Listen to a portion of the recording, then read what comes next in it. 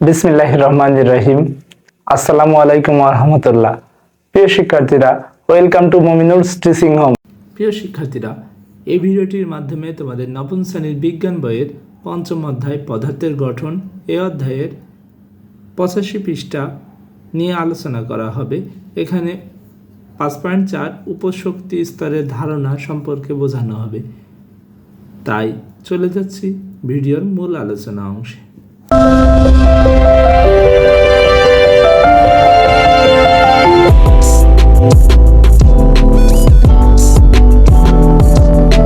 আমরা জানি যে প্রধান শক্তি স্তরকে এন দ্বারা প্রকাশ করা হয়, আর এই এন এর মান KLMN এই আকারে প্রকাশ পায়। অর্থাৎ এই শক্তি স্তরগুলোর ধারণ ক্ষমতা যথাক্রমে 2, 8, 18, 32 এইভাবে আমরা জানি। এই শক্তি স্তরগুলো আবার উপশক্তি স্তরে বিভক্ত এবং উপশক্তি স্তরগুলো ইংরেজি এল বর্ণ দ্বারা প্রকাশ পায়। এর মান 0 থেকে n-1 পর্যন্ত হয়ে থাকে। উপশক্তি স্তরের অরবিটাল বলা হয়। এই উপশক্তি স্তর বা অরবিটালগুলো 0, 1, 2, 3 এইভাবে স্বাভাবিক মান। এই সংখ্যাগুলো ছাড়াও ভিন্ন নাম রয়েছে, SPDF নামে পরিচিত।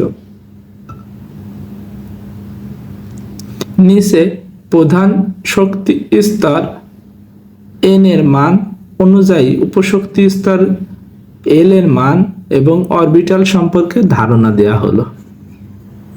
এখানে n সমান 1 হলে L এর মান হওয়া সম্ভব, সেটি হচ্ছে n-1, অর্থাৎ 1 - 1 = 0। এক্ষেত্রে অরবিটাল হবে একটি এবং সেটি প্রকাশ হবে 1s হিসেবে।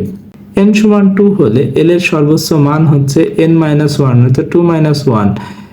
কাজে এবারে L এর দুটি মান হতে পারে, L সমান 0 হতে পারে বা L সমান 1, অর্থাৎ অরবিটাল দুটি। সেই অরবিটাল দুটি হচ্ছে 2s ও 2p।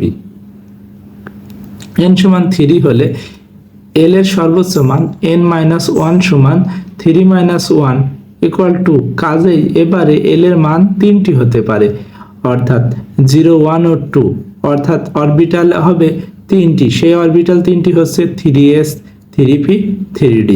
এইভাবে আমরা দেখতে পারি n সমান 4 হলে L সমান 0, 1, 2, 3, অর্থাৎ এক্ষেত্রে অরবিটাল হবে 4টি, অর্থাৎ 4s, 4p, 4d, 4f। n সমান 5 হলে অরবিটাল হবে 5টি, কিন্তু 4s, 4p, 4d, 4f এই 4টি অরবিটাল পরমাণু সবকটি ইলেকট্রন বিন্যাস করা সম্ভব। তাই পরবর্তীকালে অরবিটাল অর্থাৎ পঞ্চম অরবিটালের আর প্রয়োজন হয় না, অর্থাৎ n এর মান 5 লাগে না। n এর মান 4 দ্বারাই সম্পূর্ণ 118টি মৌলের ইলেকট্রন বিন্যাস করা সম্ভব হয়ে গেছে। তাই n এর মান আর 5 নেওয়া হয় না, প্রয়োজন পড়ে না, তাই হয় না। 118টি মৌল যেহেতু প্রকাশ পেয়ে গেছে, তাই আর কোনো অতিরিক্তভাবে আমাদের উপশক্তি স্তর বাড়ানো লাগে না। প্রিয় শিক্ষার্থীরা, এই ভিডিওটি এতটুকুই ছিল। পরবর্তী ভিডিওয় এর পরবর্তী অংশ নিয়ে আলোচনা করা হবে। তোমরা সকলে ভালো থেকো, সুস্থ থেকো, মন দিয়ে পড়াশোনা করো। তোমাদের সকলের জন্য শুভকামনা রইল। আসসালামু আলাইকুম ওয়া রাহমাতুল্লাহি ওয়া বারাকাতুহু।